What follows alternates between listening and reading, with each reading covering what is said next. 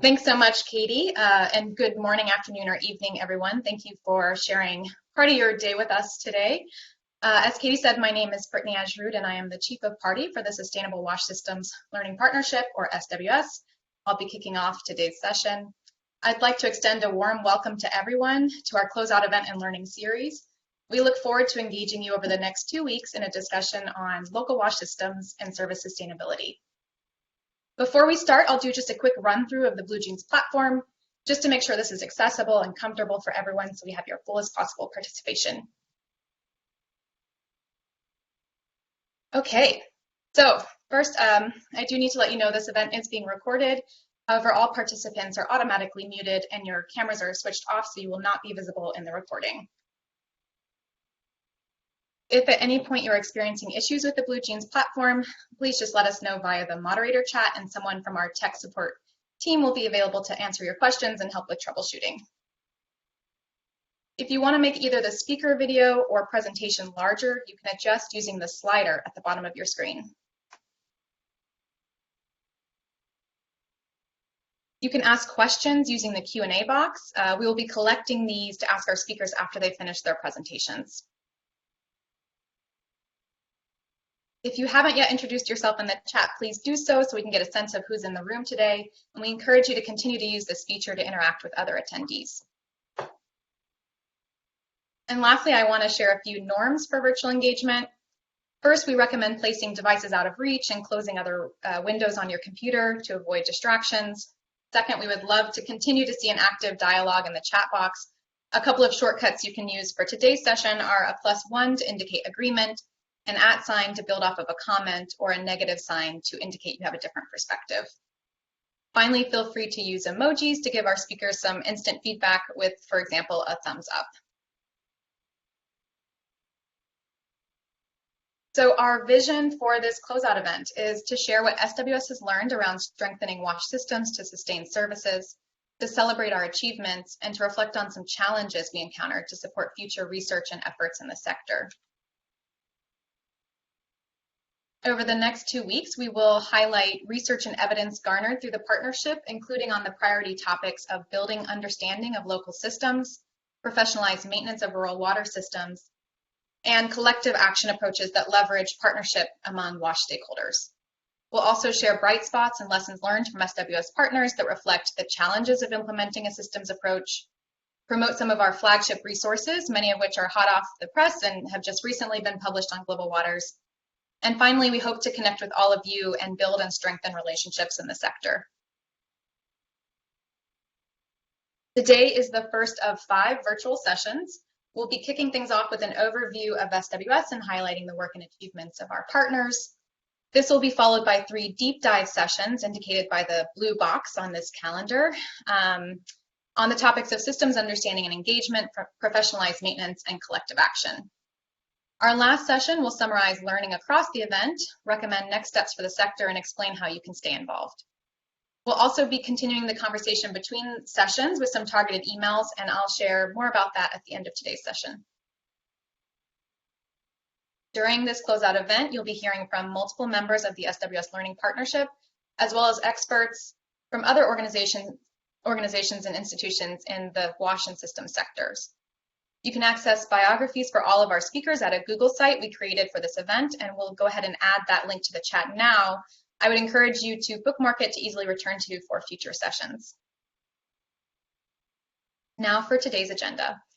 In a moment, I'll hand over to Sam Houston from USAID to provide a keynote address. We'll then hear from Carl Linden and Amy Jabernick-Will from the University of Colorado at Boulder, who will present an overview of the project, and their presentation will be bolstered by testimonials from our partners on bright spots, challenges, and lessons learned from the last 5 years of implementation. We'll end with a facilitated Q&A, a quick 1-question survey, and a preview of what's to come in the next few days.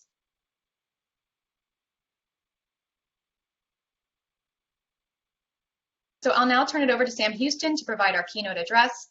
Sam serves as Division Chief of Water and Sanitation Technical Services for USAID Center for Water Security, Sanitation, and Hygiene. We've asked Sam to discuss what USAID hoped to learn and achieve through this partnership and reflect on some of what was accomplished. Over to you, Sam. Thank you very much. Good morning, good afternoon, and good evening to everyone. My pleasure to speak with all of you today, and I'm very much looking forward to this discussion and the coming sessions in this series. These events present a significant opportunity to share learning from USAID's Sustainable Wash Systems and Learning Partnership, SWS, which I trust will both be thought-provoking and informative and engaging as well. We know from experience that all too often, national and local governments, service providers, and development organizations traditionally focused on access and service expansion. Less emphasis has been placed on sustaining existing services and infrastructure. Unfortunately, this often results in low service functionality rates as infrastructure quickly falls into disrepair. Gone are the days when anyone in the sector can exclusively focus on infrastructure alone, but nor have we arrived at a point when we can be fully confident that all of our investments are fully sustainable, resilient, and viable to scale for universal coverage. While the evidence base for effective WASH programming continues to grow, knowledge gaps do continue to hinder the ability of the sector to expand and sustain WASH services. On top of this, gaps in service coverage remain significant, and implementation challenges are growing with climate change, COVID, and conflict.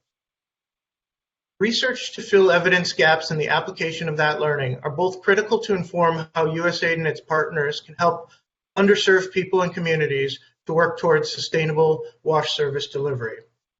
That is why USAID invests in research and learning geared at assessing the effectiveness of emerging systems-based approaches to WASH service delivery. However, I do want to emphasize that our work does not end with learning, but it is only a departure point for us to continue to design, implement, and verify that our knowledge base is robust and in alignment with the evidence from programming and service coverage trends. The SWS Consortium consists of 8 partners, including the University of Colorado Boulder, Environmental Incentives, IRC, Link, Oxford University, Tetra Tech, Watershed, and WAVE. SWS has worked with local partners in Cambodia, Ethiopia, Kenya, and Uganda to understand their systems and test approaches to overcome barriers for improving service sustainability. These include learning how systems understanding and engagement can help service providers navigate the complex challenges to service sustainability, establishing new models for maintenance, maintaining rural water services that incentivize preventive maintenance and fast repair times, and supporting collective action platforms to bring about policy change. Evidence from SWS experience shows that there are promising approaches that can result in improved performance for WASH services. I would like to briefly highlight the following 6 noteworthy areas of learning and achievement from the project. First, in all instances, SWS found that systems assessments are the most important starting point of any WASH intervention.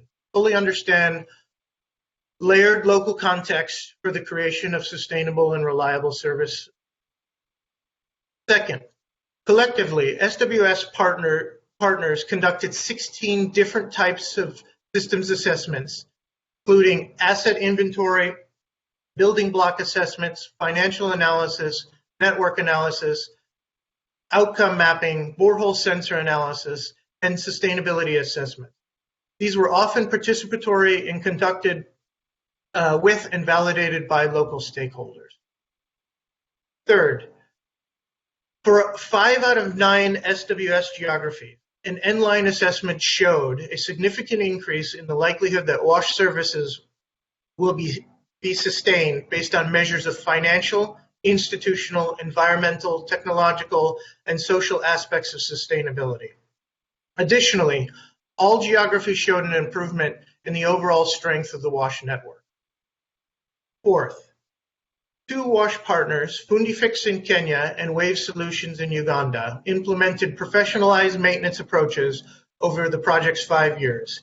Each demonstrated substantial evidence that by providing scheduled mechanical maintenance and repairs to water infrastructure and systems, rural water supplies and services can remain highly functional and cost-effective with minimal breakdown. Fifth, SWS implemented collective action approaches in Kenya, Uganda, Ethiopia, and Cambodia, either establishing multi-stakeholder platforms where they did not previously exist, such as setting up learning alliances in 2 small towns in Ethiopia to address sanitation challenges, or strengthening existing platforms, such as formalizing a governance structure for a wash forum in Kitui County in Kenya.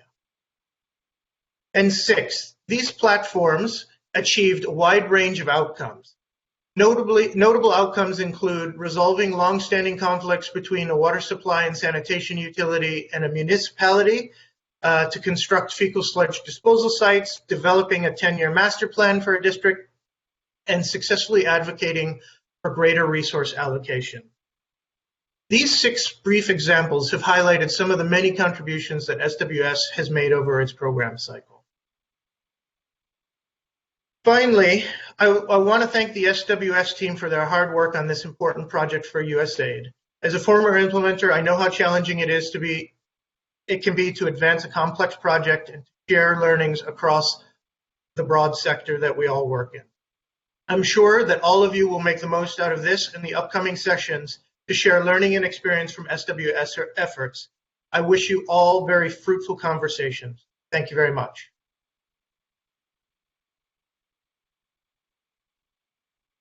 Great.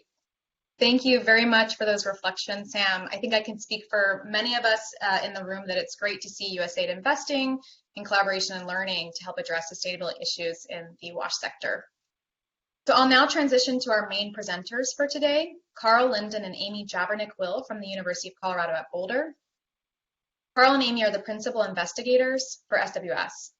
Carl is a professor in environmental engineering. Through his research, he supports the development of innovative treatment technologies, improvement of water quality, and establishment of enabling environments. Amy is a professor in civil, environmental, and architectural engineering. Her research lies at the intersection of society and built infrastructure, studying the processes that enable sustained, safe service delivery in communities for water, sanitation, and shelter. As a reminder, during their presentation, please ask questions using the Q&A feature, and we will hear from Carl first. So over to you, Carl. Thank you, Brittany. Welcome to all our attendees. It's really wonderful to have you join us today. The Sustainable Wash Systems Learning Partnership is a cooperative partnership with USAID, and it started in late 2016, and we work in 5 countries. These include Cambodia, Kenya, Uganda, Ethiopia, and the United States. Our team is made up of 8 unique partner organizations. The research and learning team is based at the University of Colorado in Boulder, and we partner with Environmental Incentives and Link in Washington, D.C. And our research and learning field partners include Watershed in Cambodia, WAVE in Uganda, University of Oxford and Fundifix in Kenya, Tetra Tech in Ethiopia, and IRC Wash in Uganda and Ethiopia. We also engaged with a number of expert consultants who were integrated throughout our learning partnership and our learning themes. All told, our team had over 50 members over the 5 years of work, and you'll be hearing from many of them during our closeout event. On our timeline, our learning partnership was incubated back in early 2016, and that was at a USAID co-creation workshop held in Washington, D.C. USAID selected teams to attend this workshop based on their responses via concept notes to the request proposals they had put out. These teams helped USAID define what research and learning about sustainable wash systems could actually look like, and numerous collaborations were formed at that meeting. Following submission of the full proposal, USAID selected a suite of organizations to join together in a consortium and made the award in late 2016 to this consortium. The timeline here highlights many of the keystone events of our partnership over the past 5 years of working together, as well as a few select illustrative milestones for our field activities. We'll be covering many of these milestones later in the presentation with testimonials from our partners. Our first task was to build a community of learning and develop trusting relationships between the diverse set of teams in the partnership. We chose to hold our learning kickoff meeting at the University of Colorado in Boulder to emphasize the focus on research and learning in this cooperative agreement, which differs from a typical USAID development contract. The graduate students from Colorado were assigned to each of our in-country field partners to support their learning activities and develop strong ties throughout the project. And in mid-2019, we defined 4 key learning themes to help us focus our cross-partnership research and learning. These themes, which you'll be hearing about throughout our Closeout event, are stakeholder understanding, collective action, network analysis, and professionalized maintenance services. Each year, following the kickoff meeting, we also held in-country pause and learn meetings with field teams and convened a consortium-wide team meeting. These annual learning events, which we called pause and learn meetings, were consortium-wide meetings, and we hosted them in different locations represented in the partnership and provided an opportunity for all learning partners to interact with their peers, compare experiences across countries, and reflect on our theory of change. In addition, we held these meetings between the researchers at the University of Colorado and the learning specialists from partner organizations at each location. And during these meetings, the partners reviewed progress toward answering our learning questions. We reviewed and reflected on the 4 priority learning topics. We identified any needed course corrections for the coming year's learning activities. When COVID-19 hit, we had to pause all travel, and many of the activities of the research teams were frozen. But we quickly adapted to online virtual meetings, building on the trusting relationships that had built during the initial project years, and continued the research and learning. We learned to love Zoom meetings and WhatsApp messaging. We're very excited to share with you all what we have learned along our journey during this series of Closeout event webinars.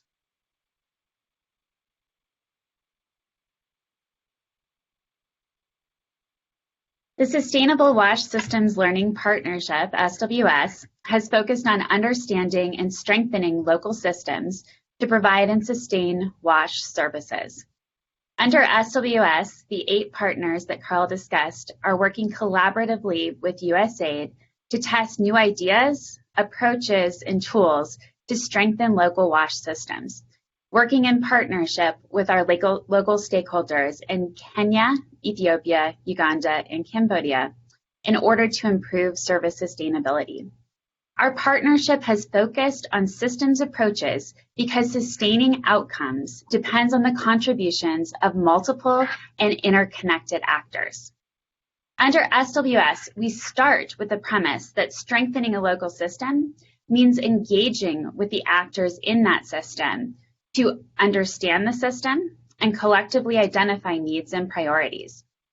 Act based upon this understanding to strengthen the system, both by strengthening collaboration of actors and addressing key factors such as financing that helps or inhibits sustainability. Along the way, we're adapting and iterating and based upon our measurement of the systems as it changes and responds. And ultimately, we are working to improve service sustainability to reach our goal of more sustainable rural water and small town sanitation services. Next slide. So under the broad themes of urban sanitation, rural water, and rural sanitation and hygiene, our partnership undertook a number of learning activities, and they're displayed here in orange: understand, analyze and strengthen, and measure systems change. Here in this diagram, the line thickness represents the number of times a learning activity occurred. For example, we had 62 outcome mapping reports that were completed, along with other learning activities such as network analyses, sustainability scorecards, qualitative comparative analysis, and the many other activities noted here.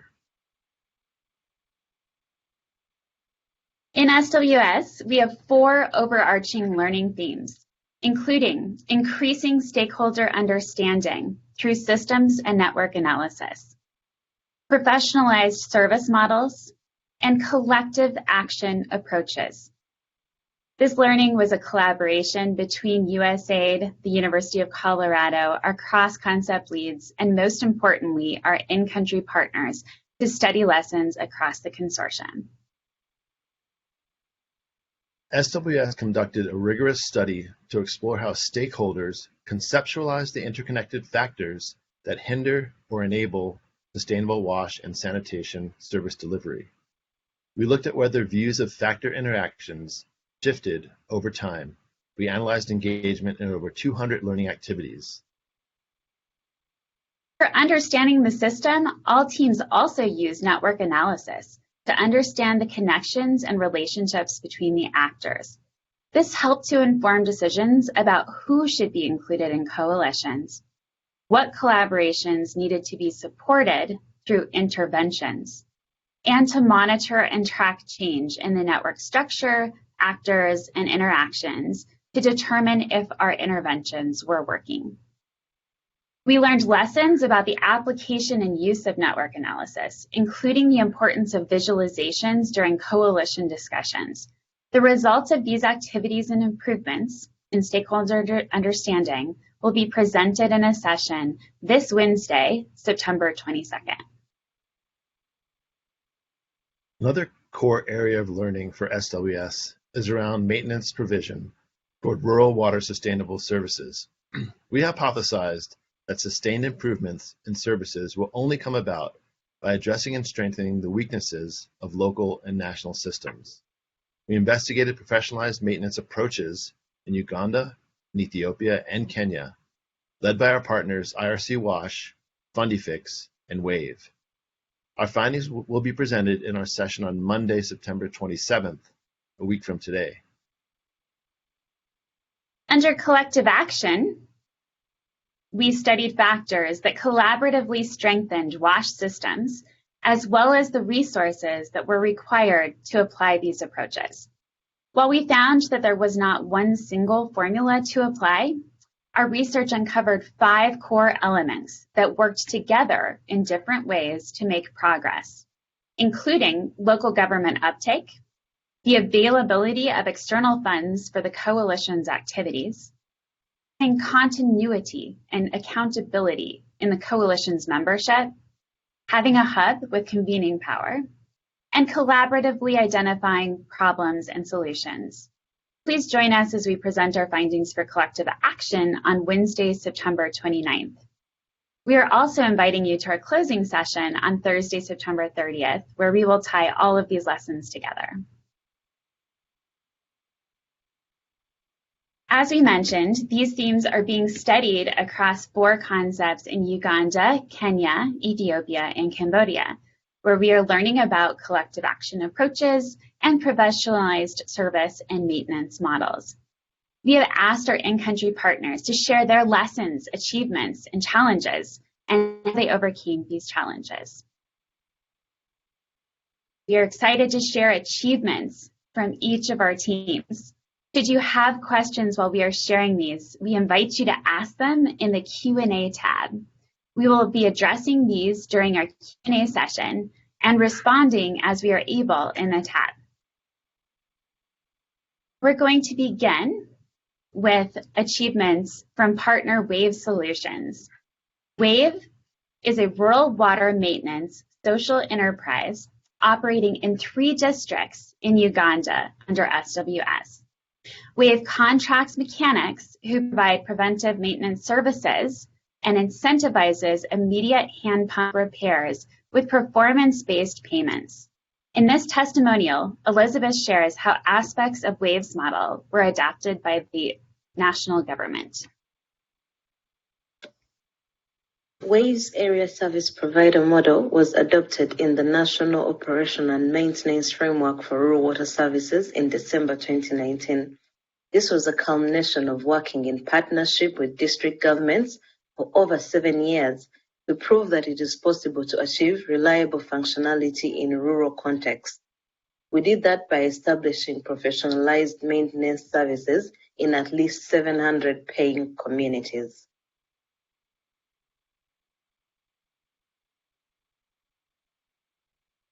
Next, we turn to Kenya, where our SWS partner, the University of Oxford, working together with Rural Focus and UNICEF, worked in Kitui County. Here they worked with the Kitui WASH Forum, demonstrating a model for professionalized rural water maintenance and helping to influence policy development to improve rural water sustainability. Cliff shares these achievements in his testimonial. Our biggest achievement from our work in Kitui County in Kenya was the successful elevation of the profile of rural water sustainability. Most importantly, we were successful in promoting professionalized maintenance and by showcasing the Fundi Fix model, which is guaranteeing renewable water service for more than 60,000 people in Kitui. We showed that breakdowns can be fixed in under 3 days. A bright spot for our team was the Kitui water policy development process. By showcasing the Fundi Fix model as a solution to the challenge of rural water sustainability, we were able to bring out the lessons learned, and this played a key role in influencing the local water policy development process, providing an enabling environment for private sector participation. Factors such as funding, coordination, contracting, and exclusivity of service area have now been accommodated within the current draft water bill.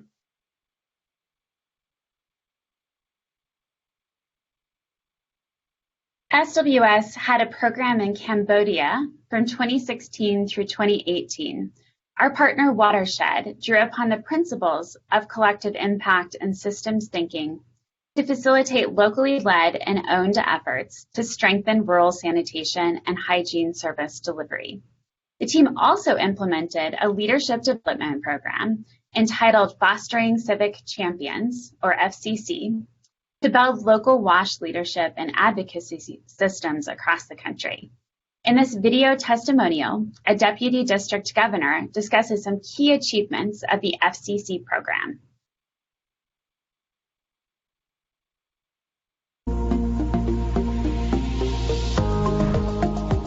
Vàសម្រាប់មេរៀនដែលយើងទទួលបាននេះគឺសំខាន់គឺជួយជំរុញទី1បង្កើនធនធានមនុស្សvàបង្កើនកម្រិតវប្បធម៌ដល់ថ្នាក់ដឹកនាំឃុំសង្កាត់របស់យើងកាលណាគាត់ទទួលបានចំណេះដឹងមេរៀនដែលក្នុងភាពជាអ្នកដឹកនាំនេះគឺគាត់យកទៅបម្រើការងារនៅក្នុងឃុំប្រកបនឹងគឺបានច្រើនផ្នែកបាទទី1ដូចជាផ្នែកអនាម័យជំរុញការលើកកម្ពស់អនាម័យសុខភាពដូចជាភាពដឹកនាំក្នុងសាលាឃុំប្រកបអាចក្នុងការផ្ដល់ជាព័ត៌មានចែករំលែកដល់មេភូមិបាទឬក៏ចែករំលែកដល់អ្នកពាក់ព័ន្ធផ្សេងៗទៀតដែលនៅក្នុងការគ្រប់គ្រងឃុំប្រកប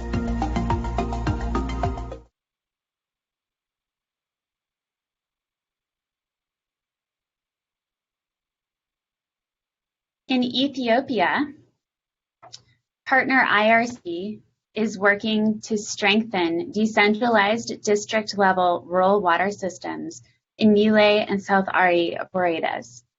IRC facilitates multi-stakeholder partnerships referred to as learning alliances, a collective action approach, to develop local stakeholders' understanding of their water service delivery systems and execute a shared learning and action agenda to improve these services.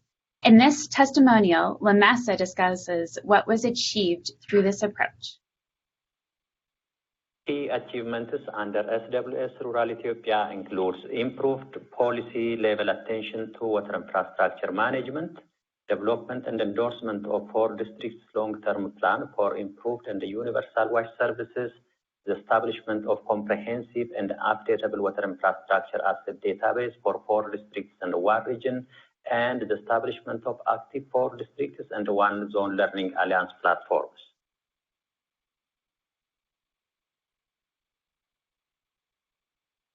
In Kabarole, Uganda, partner IRC Uganda worked with the Kabarole District WASH Task Team, also using a Learning Alliance approach, to improve coordination and government support and create the district's WASH Master Plan. Our colleague Martin shares reflections on their progress. SWS Learning Partnership has strengthened the learning about sustainable wash services in the Kabarole district. It has consolidated long-term planning by attracting local government support towards the implementation of the Kabarole District Wash Master Plan. I am proud of the Learning Alliance at the moment that is recognized throughout the district for its contributions. Finally, SWS partner Tetra Tech, together with IRC and Link, focused on improving the quality and sustainability of small town sanitation services in Waliso and Debre Birhan, Ethiopia, through learning alliances. Here, Lucia shares how learning alliances contributed to creating a fecal dumping site and strengthening the management of public latrines. One of the team's biggest achievements came about through working with the Learning Alliances to advocate for annual increases in sanitation funding. After years of prioritizing water over sanitation in Debre Birhan, the town administration increased its allocations for sanitation by 27% in 2020 and by 56% in 2021. The town administration, as well as private actors, also mobilized funds for the procurement of land, the development of the fecal sludge disposal site, and the construction of shared latrines.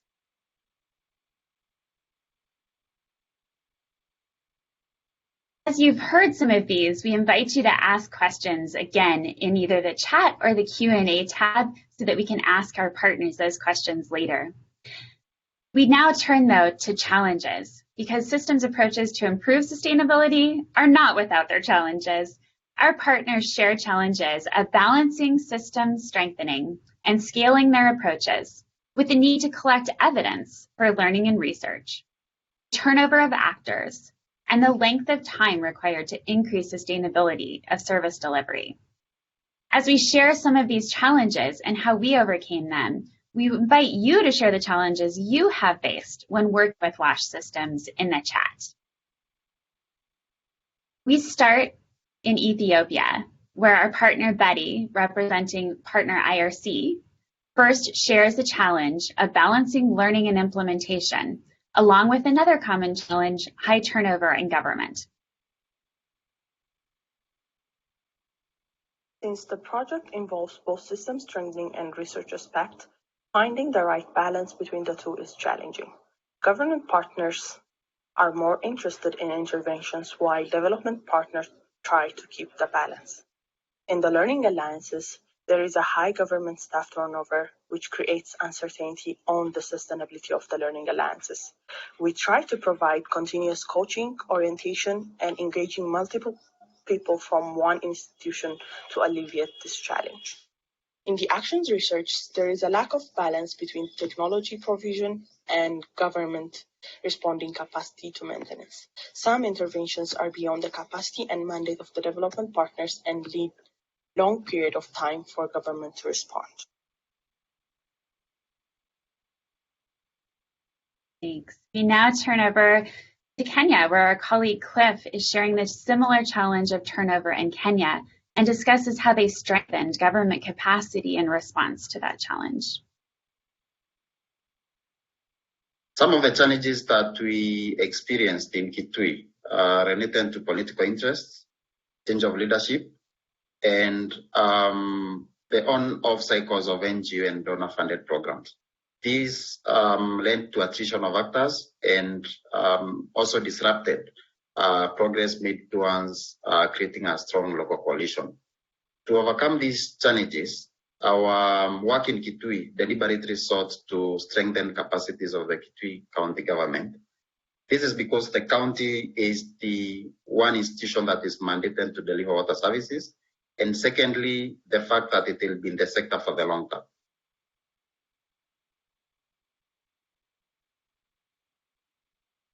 Finally, Lucia from Tetra Tech discusses the initial hesitancy to lead the learning alliances in Ethiopia.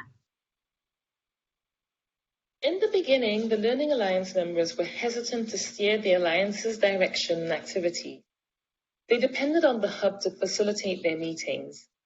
Through building relationships with the members and facilitation and leadership training, the groups have increasingly taken the lead on coordination and have been empowered to raise the profile of priority issues such as difficult discussions around fecal sludge management.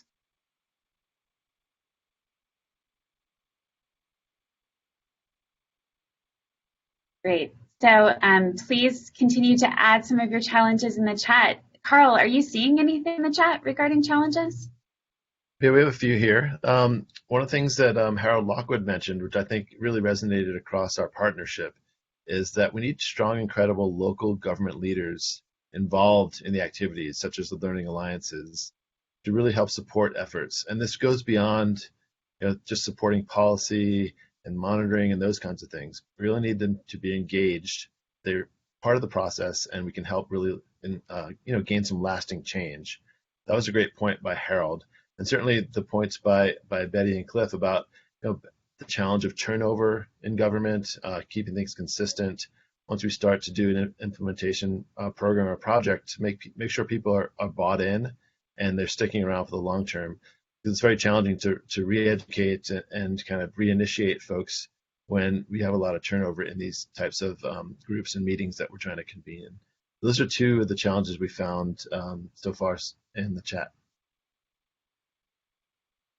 Great. And I'm also seeing that Martin is talking about the challenge of focusing on systems change, which takes a lot of time amidst that immediate cry for services. Thank you all, and please continue to add those to the chat. We're going to turn now to some of the lessons learned. So our partnership has learned many things along the way, and we are so excited to share a few of these with you today, but many more throughout the weeks ahead. Similar to the challenges, we invite you to share your lessons learned in the chat.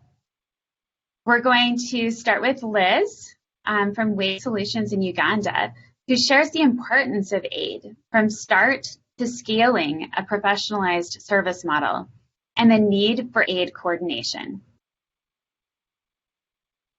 Aid is needed at the start to meet the cost of building a coherent system of responsibilities of private and public actors at ground level.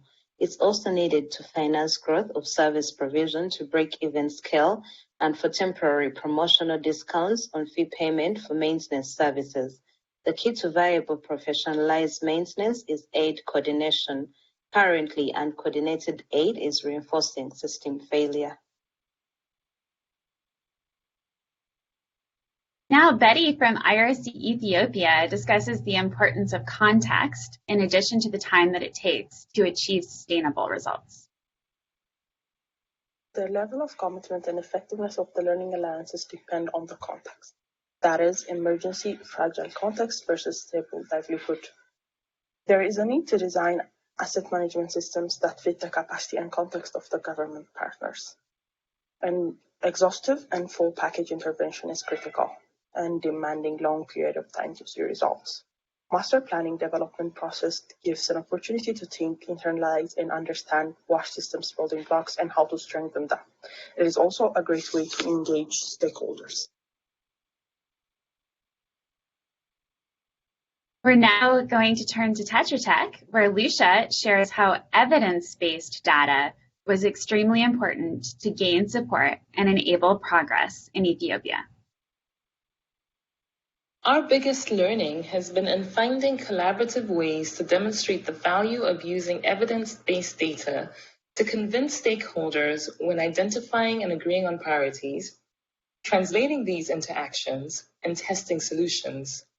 For example, the data collected by the Health Office on the management and conditions of communal and public toilets prompted the town's authorities to re-establish management committees and put in place monitoring systems to track the operational conditions of these facilities.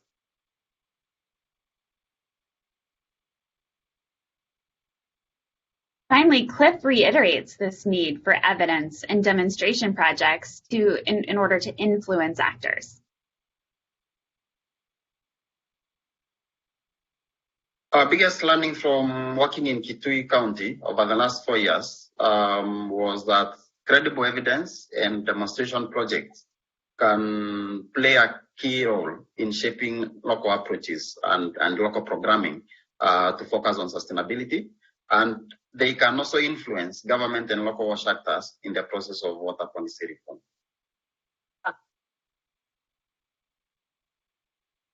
Carl, have anybody been sharing lessons that they've learned? We got a couple of lessons here. Another one, actually, Harold Lockwood mentioned, the practical example from Cambodia about building capacity of local government officials and leadership. This seems to be a key lesson learned across our partnership. We learned that, especially for professionalized maintenance, it's going to be a critical system component. make sure we have successful emergence of professionalized maintenance services. And I think this also ties into what Cliff was saying around demonstration projects and what WAVE and Fundifix have been doing in the field, really showing firsthand from a demonstration standpoint, as well as the point of scale up that Liz B had mentioned before. If we can show scale and demonstration projects and get officials to see those successes and the challenges and to understand what it takes to make them more sustainable, that's going to be real key to making sure we have sustained service delivery. Absolutely. Please keep sharing those lessons learned as we continue through the day. We love learning from all of you. Right? So we hope that these lessons are providing a glimpse into the many lessons that we as a consortium are excited to share with you over the next 2 weeks. We also invite you to review our over 100 and growing products. They're growing by the day, which include items such as reports, blogs, videos, presentations, and papers that are available on our Global Waters website. Learn more by going to the SWS page on globalwaters.org. This is organized around our priority learning themes that we've discussed and will be sharing over the next 2 weeks, including systems understanding and engagement, which includes network analysis, the professionalized service models, and collaborative approaches. I'm now going to turn it back for our Chief of Party, Brittany.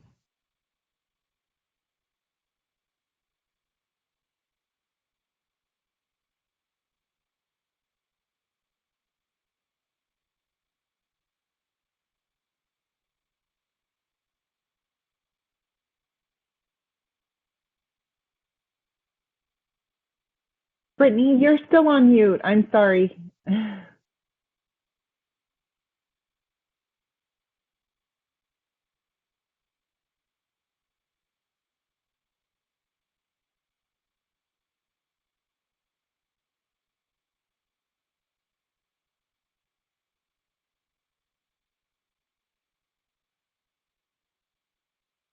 We may be having some audio challenges with Brittany, so I'm going to just jump in and ask a question here for Cliff. What evidence was most effective at gaining support and influencing actors, and how did you present this, Cliff? Thanks for your question, Amy. I hope you can hear me. One of the biggest observations that we made from working in Kitui over the last 4 or 5 years is the fact that evidence, number one, needs to be factual and it needs to be credible. Moving on, we completed a suite of analysis in Kitui to improve understanding of the Rune water sector. And an example I'll give is a county water audit, which entailed an assessment of water service quality for about 3,000 plus Rune water points in the county. And this evidence was based on facts, was based on observed performance of these Rune water points. And we shared this through our local coalition, Kitui Watch Forum, which comprises of government, private sector, NGOs, and even community members. We basically fed back this evidence to this group and debated it over a long period of time, over a year.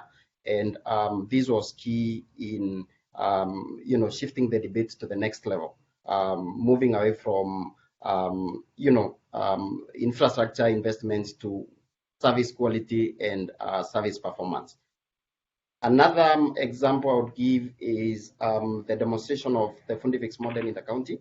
Again, this was key because we set up an operation, a professionalized maintenance service provider, Fundifix, and worked in the county throughout the program period alongside the SWS research work. And we shared performance of Fundifix work at the Watch Forum again to show both technically and financially how Fundifix was performing. Because this again was based on actual provision of the service, we saw it convince a lot of actors on the issues affecting Rune water functionality and maintenance and sustainability. Thank you.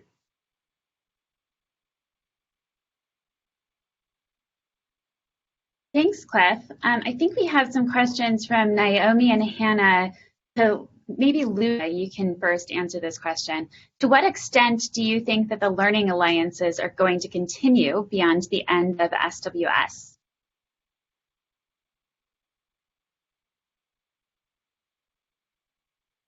Thanks for that question. So the Kitui WASH Forum is convened by the Kitui County government.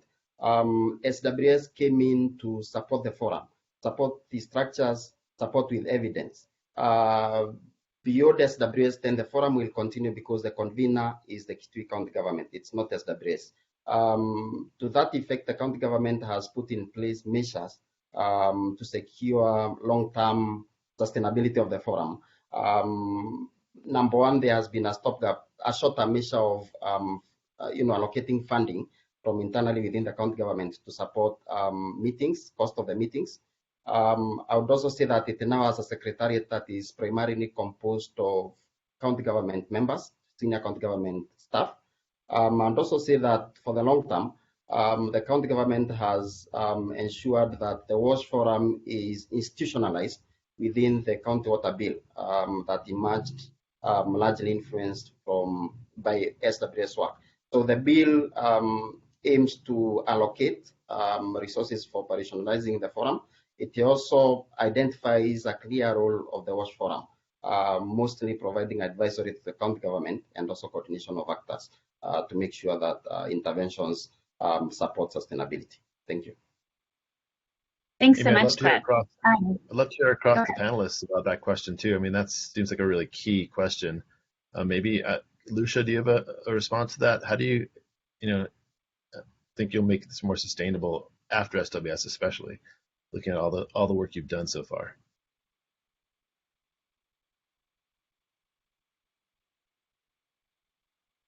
Perhaps the best example we have of this is in Debre Bahan.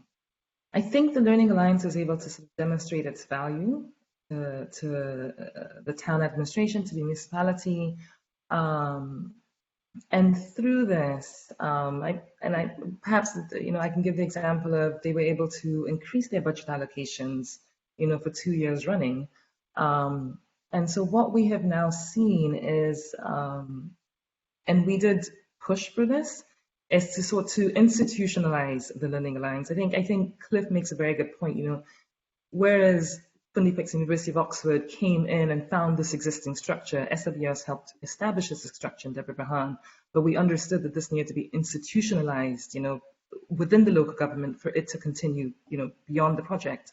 And what we have seen so far is, the stakeholders themselves taking responsibility to identify different actors within the government. For example, the utility and the Ministry of Health taking a role in who will be chair versus co-chair, identifying who will be the secretariat, but also allocating budget for the Learning Alliance's activity in the next year. So we have a slightly different story to tell with regards to sustainability beyond the project.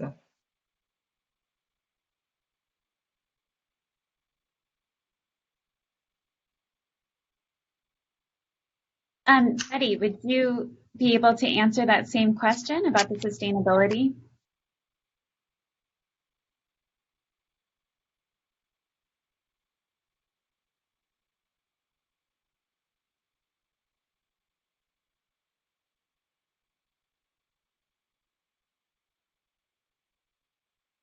We may be having some challenges with Betty.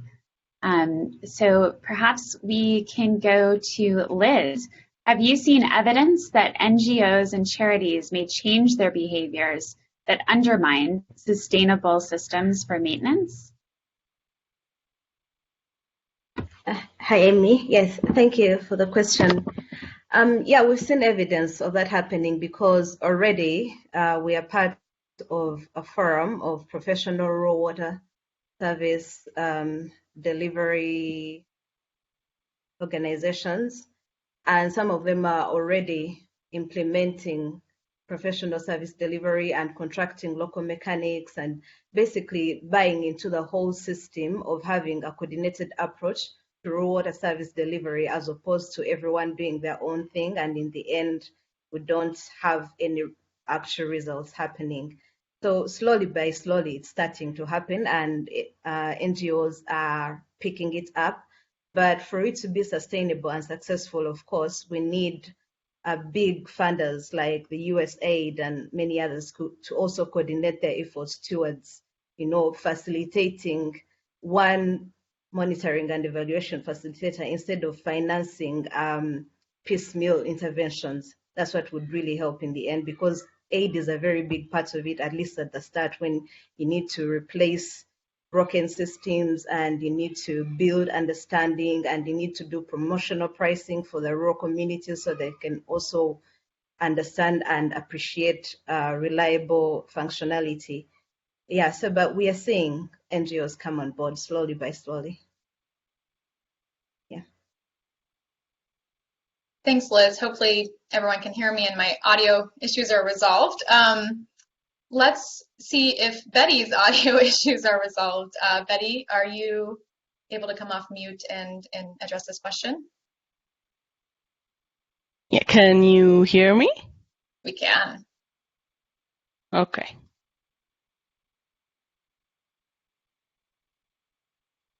Yeah. So I was saying that there is commitment from most of the learning alliances in our part, even after the closeout. We can't know for sure, but we know that they understand the need for these learning platforms, and if they understand the need, then there is hope that they will continue even after the closeout. Thanks, Betty. So we've gotten a lot of questions on turnover in the chat. I think this might be a question we'll start off with Cliff on how you address turnover, and a specific question on whether training and capacity development of local government staff helps to decrease staff turnover, or do they just get poached by NGOs and the national government?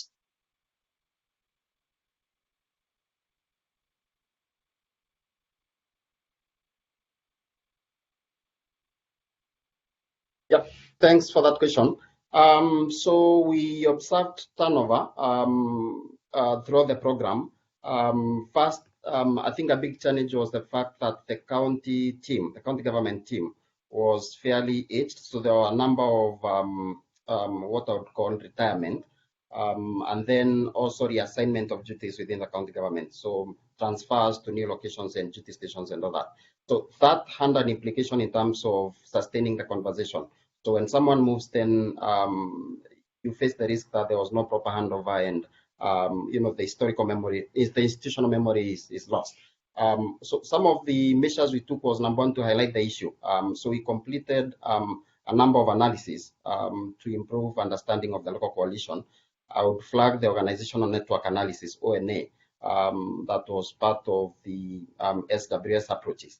And through the ONA, we showed that we were having instances of up to 40% change in staffing, and that basically was destabilizing the local network, or the interactions and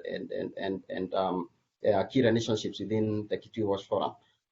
So we highlighted that to the county government with the hope of getting a much more stable structure. The other thing that we also discussed to that effect is on how that could be stabilized, and also ensure that there is proper handover measures whenever you're having staff move.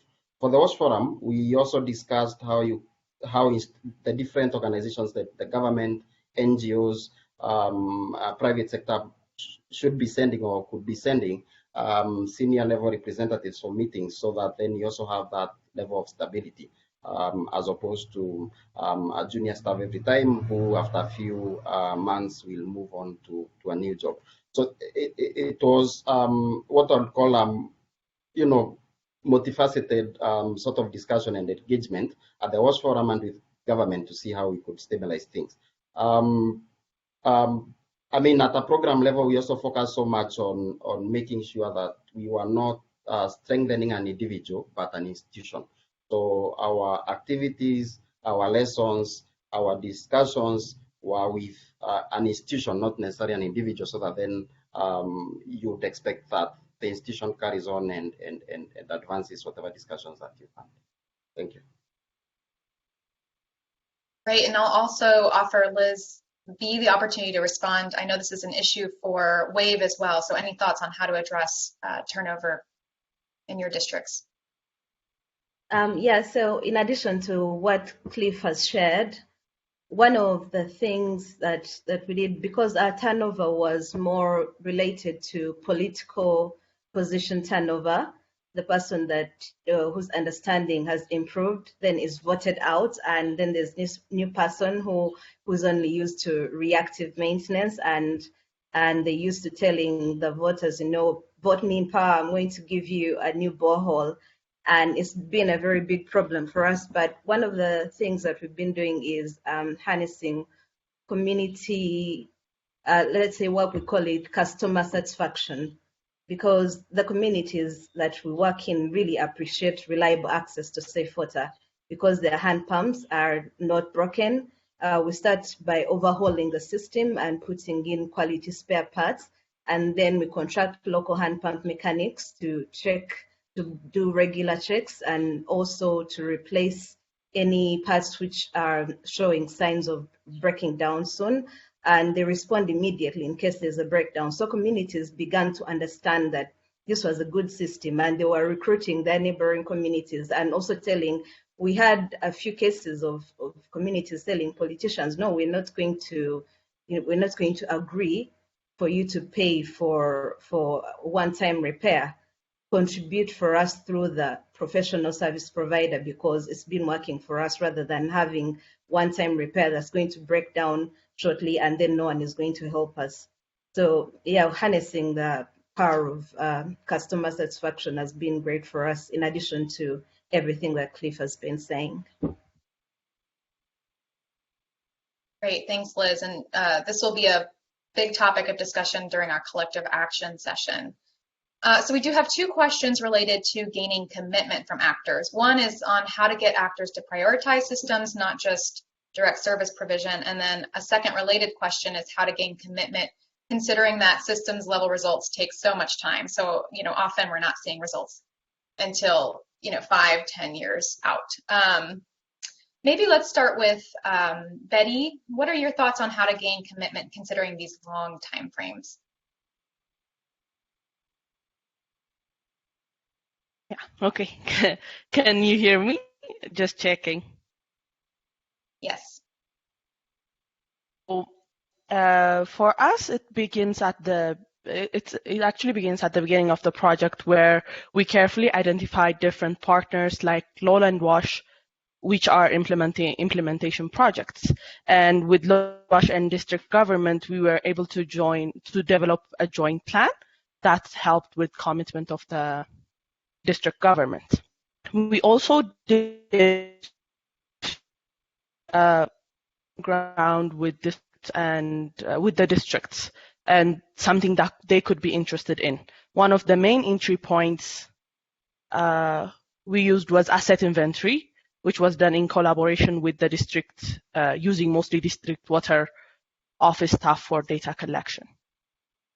We also had different experience sharing activities within the country and with Uganda on operation and maintenance arrangements, which increased the engagement of regional and national actors and their interests. Thank you. Thanks, Betty. Lucia, I think a question for you on this topic. Are there any specific systems tools such as ship flow diagram or SFD that can help local governments and stakeholders prioritize and engage in a topic that they would often prefer to avoid?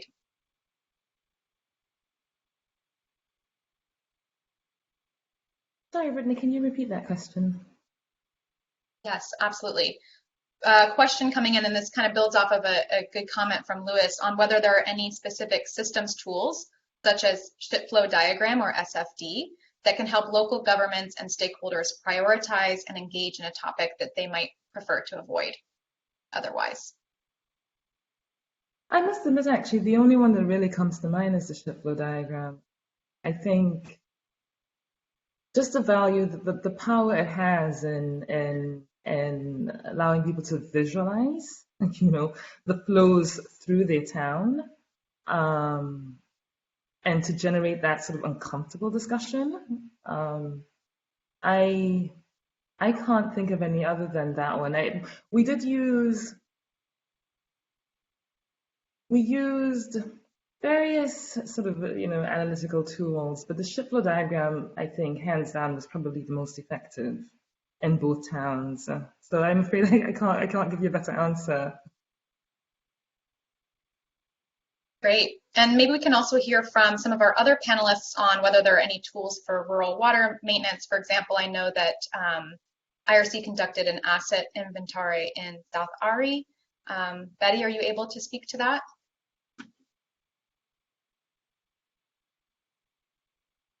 The different tools we used, or just the asset inventory? Yes, specific tools to help local governments and stakeholders prioritize and engage in a topic. So specifically for rural water maintenance, if you can talk to the asset inventory and any other related tools. Yeah, so at the beginning, we did like 7 different assessments.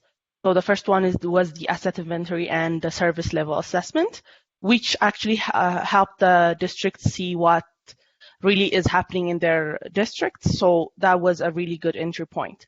From that, we also conducted network analysis, factor analysis, and also life cycle cost analysis, which helped with budgeting and understanding the financing gap in the districts. From those, we were able to also do an assessment, a building block assessment of the 10 or 9 different system building blocks we used in IRC. That also helped with prioritizing which areas to concentrate on, like operation and maintenance, monitoring, and planning, which led us to the development of the district wash master plans in the wards. Thanks, Betty. And we have a related question in the chat on, so one thing we've discussed is how system strengthening requires good detailed systems analyses. Someone wants to know what our recommendations are for an implementing agency to avoid analysis paralysis, which is a very real thing. So I will turn it over to maybe Carl first, and then Amy if she has anything to add from the UCB perspective. Yeah, all the work we're doing, we're trying to be as rigorous as possible from an academic standpoint as well, but we realize when we actually get into the field with our partners, we have to really make sure tools are accessible on a widespread basis and understandable. And I think we've learned a lot from that perspective on how to make them more adaptable to local contexts. And all the good intentions that a lot of times we've had, we learn a lot by working with our partners in the field to make them actually more implementable and more effective. So I'm sure Amy has some reflections on that as well. Yeah, I was going to say something similar. And like our partners, it takes a lot of time to work together in partnership to develop something that's really going to be usable. And so I think that we learned a little bit about that, because at the beginning we set out with a lot of different analysis tools to implement, and we really refined those and developed them with the partners to be usable with that time. So we do have a lot of tools and recommendations for those different approaches. For instance, in network analysis, it was really great to have those visualizations and those mapping exercises with discussions so that people could see who is part of and engaged with that system. So that's just one example, and we have them for all of our different analyses and tools. And that said, Amy, I think it's also important for policymakers and folks at kind of higher levels to see the academic rigor of some of these things as well. And we do want to make sure we translate that into documentation that people can feel is really strong evidence that's peer-reviewed, that USAID can take and say this is really past muster from a lot of experts all over the world who reviewed these types of approaches. And I think it's important that we do that as well in parallel with actually making things usable. So I really want to emphasize that too. Absolutely. Thanks, Carl.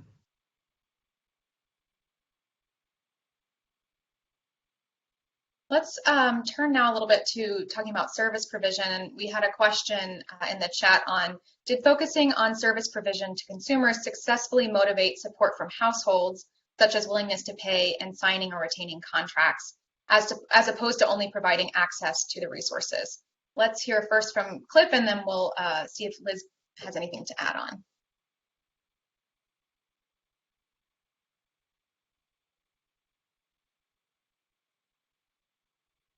Thanks for that question.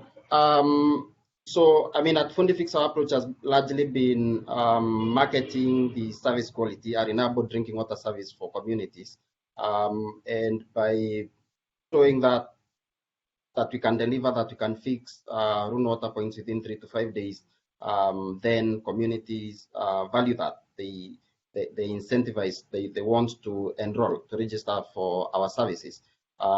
Because the alternative is, again, a scheme breaks down and it takes over a month to fix, with serious implications in terms of things like distances and time and quality of the alternative water sources. So I would say more generally, yes. If you provide a good service, if you provide a reliable service, then communities will be willing to engage, and they will be willing to pay for the service. That being said, I think that it's a system in itself. It's more complex than that, and there are so many other dynamics involved, including things like the quality of water. So some of the sources that we maintain have high saline water. So for such sources, then communities will have a much lower willingness to pay for the service. So there are so many other dynamics involved.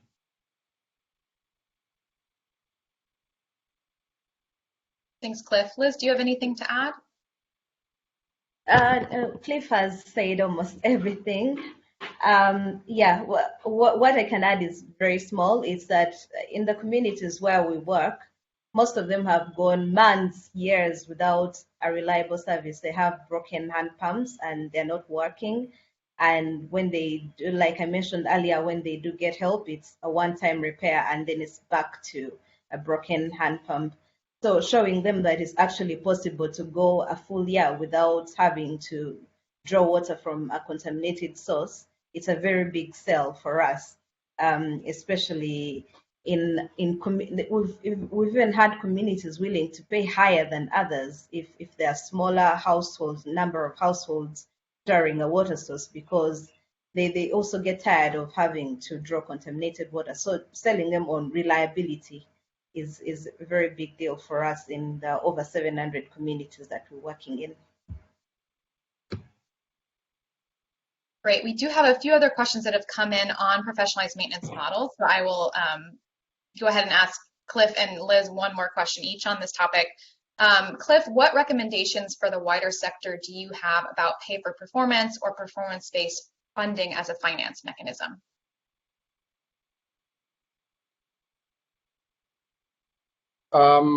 Yeah, my quick answer is that that's the way forward.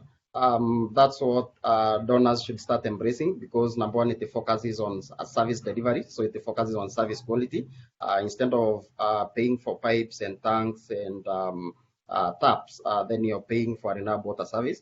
The other importance of payment by result models is the fact that it also incentivizes private sector participation in the rural water sector, especially. We've found it very difficult to talk about commercial viability in the rural side, purely funded by tariffs. And what we realize is that you need some level of funding. And I think that that's largely agreeable. And by sharing Fundifix performance with governments, with stakeholders, I think there is fairly good agreement that services need funding, especially if you're talking about meeting SDGs and providing a universal water service. So then the question becomes, how do you provide that funding in exchange for results, in exchange for performance? And so payment by results, I think, the way to go. From a service provider perspective, they also help secure my sort of commercial viability of my business as Fundifix, because then you have guaranteed funding as long as you perform. And so every day then our work becomes to focus on performance, not where funding is going to come from. And that I think is a big step, because we realize even with a good technical service or good technical performance, without funding, then you face serious limitations. Yeah, I would also say that performance-based funding is flexible. It allows private sector service providers to focus on investing on areas that are much more high yielding from a businessman point of view. So, I mean, you have flexible pot of resources that you can invest where you get most value. With the traditional funding, then you get funding that is tied to scope. That comes with a lot of limitations in terms of how you can better deliver services to communities. Thank you.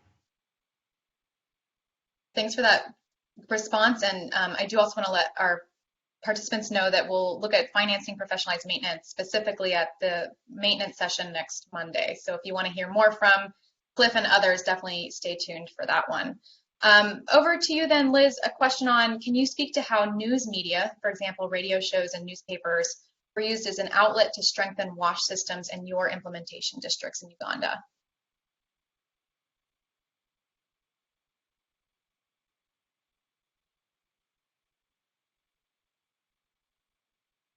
And Liz, you are muted.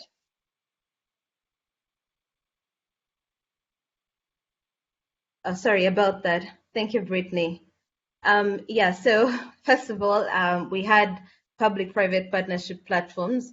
These were quarterly review meetings that we held with district local government, and there's also attendance from for representatives of Ministry of Water and Environment and hand pump mechanics, where we discussed and had action plans, and we discussed role sharing, and we discussed how to get more communities on board, how to scale the service every quarter for at least since 2017.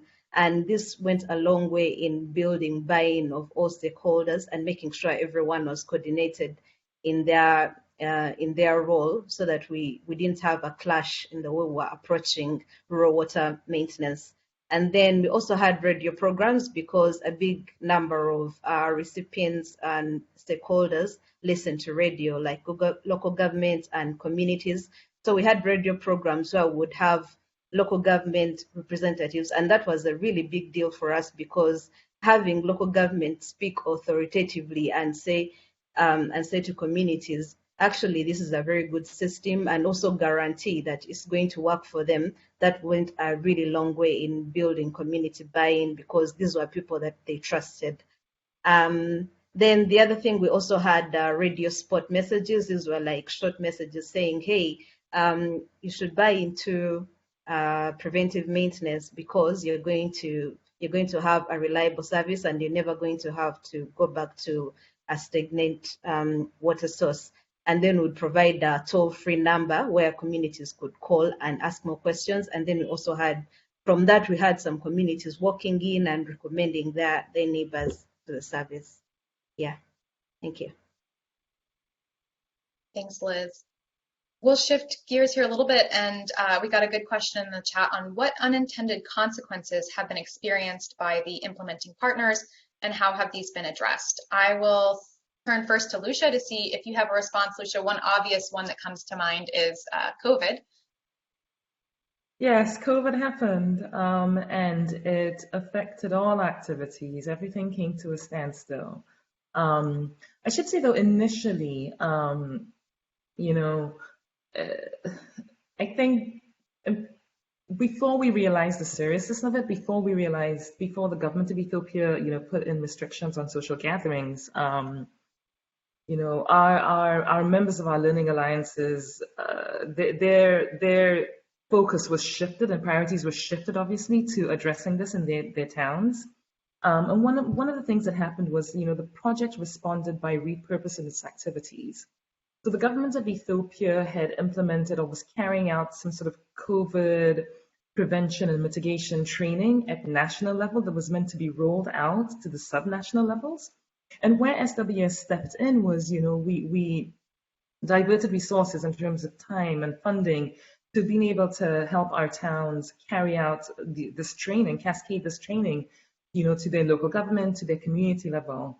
One other thing that did happen was, when the restrictions did come in place in terms of social gatherings, was we had to maintain, these were relationships that we had been building with our members in the two towns. And so we had to find a way, we had to be creative and, how do we maintain the relationship, without having the face-to-face contact. And it was through creating Telegraph chat lines, through creating WhatsApp chat lines, And also, keeping those open to not answer specific SWS related questions, but real-time questions about, COVID and what was happening in the towns. And we were in a position where often we are sitting in Addis, and what information was getting to us before it got to our towns, and being able to use these chats to funnel this information.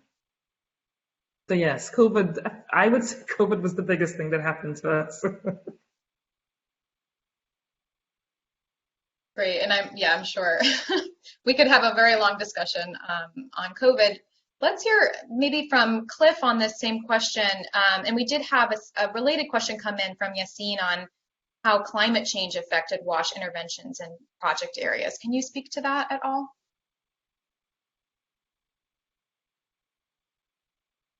Yes, thanks for that question. So I'll start with COVID. So we saw a number of disruptions. And from a maintenance service provider point of view, one of the things that we witnessed was the disruption of supply chains for parts. So it was a bit expensive to get products from our suppliers. It took longer because of the international, again, supply chains being disrupted. We also saw increased cost of parts. So basically, the cost of providing a reliable service went up with an implication on our costs. On a positive note, within the communities that we serve, there was increased communication and awareness on the importance of things like hand washing. We saw emergence of programs supporting water access and hand washing as well. So especially for schools, I would say the situation has changed from when we did a study in 2019 that showed, a significant lack of hand washing practices in some of these institutions. We also saw a disruption at the county level and engagement with our partners. We could not hold in-person meetings because of the social distancing requirements and prevention measures. So we were not able to hold any local coalition meetings like the WASH Forum. It was not possible to engage higher level leaders like the water minister at the county. The county assembly or the county parliament did not meet, and also the government executive team did not meet to debate government matters, which slowed things like the Kitui policy process down. From the broader sector, as I said, there was significant attention to hand washing. Unfortunately, other emerging challenges to that effect is the fact that now the hand washing stations are starting to break down because there was no maintenance plan or program in place when they were brought in. So again, need to focus on greater and long-term sustainability of some of these initiatives and services. We work in Kitui, coming back to your question on climate change. So we work in Kitui, which is one of the ASAL counties in Kenya, arid counties in Kenya. And like right now, we're in the middle of a national drought and an emergency that has significantly impacted, especially the rural households. We are seeing much more frequent breakdown of our community water points. We are seeing longer distances, especially where you don't have maintenance programs. We are seeing people, having to rely a lot more on unsafe sources for their drinking needs. And so I would see professionalized maintenance as one of the answers to climate change risks and challenges. Having a system that makes sure that when a source is broken, then it's fixed within 2 to 3 days could significantly boost the resilience of communities in terms of drinking water access and help them basically manage through a drought season. We've seen, we completed a sort of analysis within communities and schools as part of SWS work as well. And for the schools, what we saw was great reliance on rainwater harvesting systems for drinking water supply, with the assumption that the moment you have a gutter system and a storage tank in place, then the kids will have safe and reliable water access. But actually, extensive work in partnership with the REACH program, which is funded by DFID in Kitui, shows that while you have a rainwater harvesting system, collecting the water, most of the time the storage is not enough to last throughout the dry season. So just having a rainwater harvesting system does not guarantee renewable water access. The other challenge is maintenance of these systems. Most of them will break down, and for a minor issue, they'll be non-functional over a long period of time. We've plenty of storage tanks in schools in disuse because the teacher does not know where to get a technician or how to fix a small leak. So you still need maintenance systems for these systems. You need to put in place mechanisms that will make sure that schools continue to use these facilities or this infrastructure. The other is to do with contamination. Often, water from different sources is mixed into these tanks, and as part of coping mechanisms, some households will provide water from home to their children to take to school. So it's all mixed in one container, introducing new risks. So again, you have to look at water quality more keenly. Just providing a system does not guarantee safety. There are other risks around also having, roof systems that are that expose the water storage system to contamination. And I think, to summarize, I would say that then you need to look at water safety in addition to other aspects around renewability. Thank you. Thanks, Cliff. So we've got a little under 10 minutes left. We've gotten some really good questions on technology, on gender. We will, for questions we are not able to answer in session, we will be answering some of those via a weekly recap we're going to be sending. So I think we're going to transition to our final question here, and this is going to be a question for all of our panelists. It's a good one. Could each of you give examples of the specific benefits of a systems-wide approach and why this approach deserves investment of the needed time and resources? Who would like to start? Should we start with Lucia?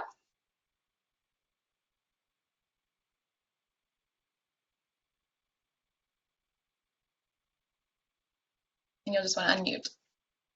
Sorry, I've actually been sitting here mulling this one and writing it. Specific benefits of the system-wide approach.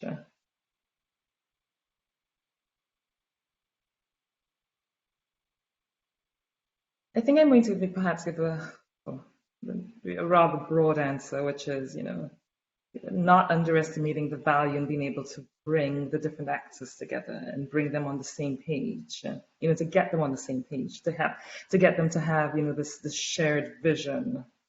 And I guess the example I can think of is specifically, again, around the fecal sludge management in the two towns. In one of our towns, the process has come to a standstill prior to the project, where the actor who was meant to take the lead on it had essentially not stepped up to that role. And using the sort of system-wide approach to get all the actors on the same page, to reopen that discussion, even if they are uncomfortable, and in some cases getting the actors to challenge each other, got them back on track. And I'm sorry, I can't think of the actual specifics, but I'm hoping that somehow responds to this about, the value of having this. It's the dialogue that it creates. I think we have previously focused on hardware or technology as the fix to sanitation. And we're coming in and saying that, and asking that, we bring the local actors together, we bring the government together, we bring the users to be part of that discussion, and it certainly opened that door for us in Waliso with reopening a conversation about the fecal sludge, being able to allocate funding for fecal sludge, being able to allocate funding to procure a site for fecal sludge management in Waliso.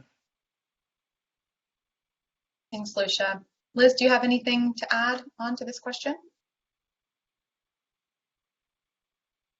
Yeah, I'm going to answer it from a professionalized maintenance system perspective. So a systems approach for us means that everyone is coordinated, and because they are coordinated, then there's sustainability. So this means for local government, which is one of the stakeholders, it means that they have a smaller list of broken hand pumps that they have to deal with on a yearly basis with limited funding, with a small budget to deal with all of them. Then for the local hand pump mechanics that we contract for the job, it means that they have a sustainable source of income because we pay them for functionality. We pay them to keep the hand pumps working rather than responding to a breakdown. Then for rural communities, it means that they have reliable access to safe water.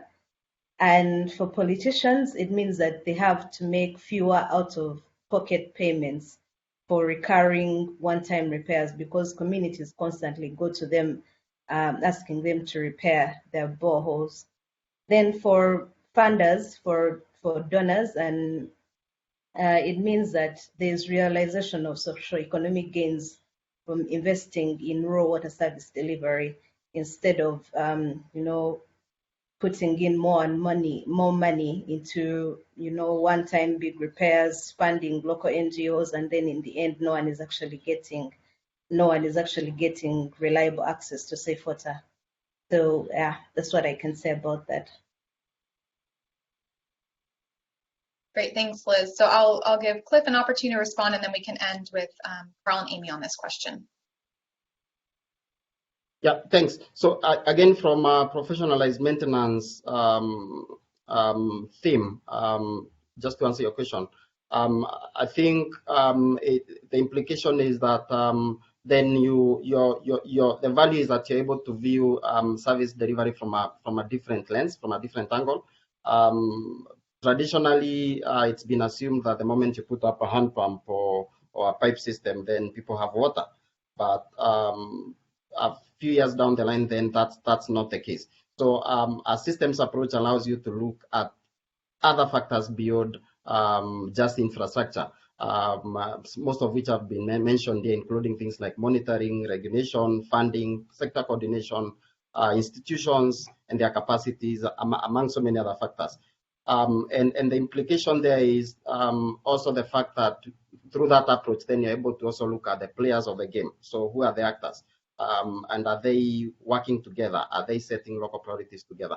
So from our work in Kitui, I would say our systems approach has helped us to build a strong local coalition, a local coalition that brings together the different players in the water sector, and one that is able to sit and debate issues and agree these are the key burning issues or priorities for the sector. But with that approach, then I have bigger trust that a more sustainable solution or a more long-term solution is likely to emerge. Thank you.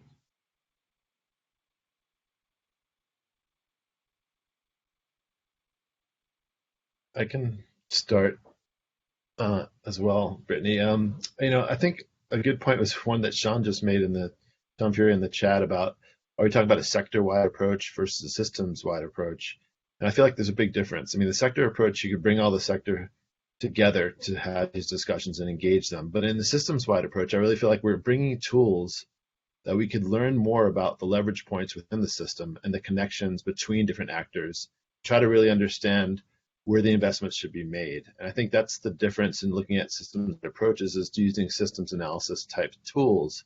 I think that's one of the unique things about our project is we're trying to learn throughout the project, apply these tools, see what we find out, and then push some leverage points that we identify, whether it's engaging local government more, or just looking at different models for, say, maintenance provision, whatever that might be. We want to leverage that and push those leverage points, and then reassess and understand as we learn more and more how the system changes. I think that's the difference between looking at a systems approach. There's a lot of feedback there. It's not just like throwing a bunch of people in a room together. You have to talk to each other. We're really trying to help them see the connections between each other and learn about what the best ways to invest money and time and energy is, help move that whole system forward and understand it as a whole versus just a bunch of people coming together and talking. I'm sure Amy can elaborate this as well. I had similar thoughts to Carl. I mean, that really goes back to our theory of change that we had talked about. So understanding that system, working together to determine what people are prioritizing, and who needs to work together, as well as those leverage points and how those work together, right? So this is combinations of factors that are really influencing sustainability of the system. And so that continual understanding together, I know our partners in here have been commenting, like John Butterworth was commenting on the combination of different levels of government are working together to improve, adapt, and change to really make that sustainable system and service delivery. And I think that is the system's thinking. It's continual with leverage points, combination of factors, and then that coordination of actors together that's making that change. Okay, well, I would just like to thank all of our panelists for a very robust and thought-provoking discussion. And I think that you've hit on a lot of the topics we're going to be covering a lot more in depth the next 2 weeks. So given our audience a nice preview of what's still to come. So we can say goodbye to our panelists for now, and we have just a few more things we'd like to get through in the next. So we'll be pulling back up the slides in a moment, and I am going to be handing it over to Nicholas Valcourt. Nick is the co-founder of Open Water Systems, and he will be sharing a quick survey we'll be asking you to fill out today, and then again at the end of our closeout event to capture our own learning over the next 2 weeks. Over to you, Nick. Okay, thanks, Brittany. So as you can see on the slide here, we just like to ask everyone to participate in a very short survey to help us explore how the attendees of these learning meetings conceptualize the different aspects of WASH systems. So there is only one question in the survey. It's shown here on this slide. It asks you to describe in a few sentences what you think are the most important factors and interactions for supporting sustainable WASH service delivery and why. If you can write a few sentences, a paragraph, it's going to really help us sort of understand different ways in which the participants kind of conceptualize these issues. So the moderators are adding a link to the survey now, as well as an interactive systems map that's on the Kumu platform, where we will be presenting these findings as your responses are submitted over the next 2 weeks of these learning meetings. So currently that systems map is composed of some example data from our study on local stakeholder understanding within SWS coalitions. You will see that you can explore that system by viewing different types of connections and factor groups. We also have another interactive dashboard showcasing data from our stakeholder understanding study that allows you to view how stakeholders conceptualize the cause and effects of both challenges, solutions to WASH service sustainability, and how those perspectives have shifted over the course of the project. Jeff Walters will be presenting more information about all that work tomorrow in the systems understanding session. So the moderators have put the links up there to the survey and the 2 interactive dashboards, and we hope that you just take a few minutes to share your perspectives with us on WASH systems. We'll be sending out an update on the responses in the week 2 learning note at the end of these sessions. And so we look forward to your responses and thank you for your participation. Now back to Brittany for an overview of the closeout event. Thanks, Nick. And I do hope everyone will take just a minute or two after this event to quickly fill out that survey. So we can advance to the next slide, and I am going to bring us home for today. Next slide, please, Elizabeth. So Nick gave a little bit of a preview for our next session. This Wednesday, we have our first deep dive, and that will be on tools and methods to better map, assess, and engage with WASH systems and actor networks. If you're not already registered for the session, we'll drop the link to our event page in the chat. We'll have Jeff Walters, Rich Fromer, Angela Houston, 3 SWS partners presenting on some findings from SWS, and we have a really great panel of discussants that will be reacting to those findings. So trust me, you don't want to miss that one, and we hope to see you on Wednesday. And then, as I mentioned at the beginning of today's session, during this closeout event and learning series, we will also be sending 2 targeted emails to continue the conversation between these virtual sessions. On Tuesday, we'll send a tap into SWS learning email, and the purpose of this email will be to preview the topics we'll be covering during our deep dives. These will include things like short videos, blogs, and interactive dashboards, and are all designed to boost your knowledge on a topic in 5 minutes or less. On Fridays, we'll send a learning note to recap the week. These will include, among other things, a resource corner, links to presentations and recordings, and an FAQ section that will answer some of the questions we were not able to get to in session. So I would just like to extend my sincere thanks to all of our speakers today, as well as our attendees for your thoughtful questions and engagement the last 2 hours. This brings us to the end of our first session, but we do hope to see you at the remaining 4 over the next 2 weeks. And we provided here our email addresses for the leadership team, myself, Amy, and Carl, in case you would like to get in touch with us. So thank you again, and goodbye for now. Hope to see most of you on Wednesday.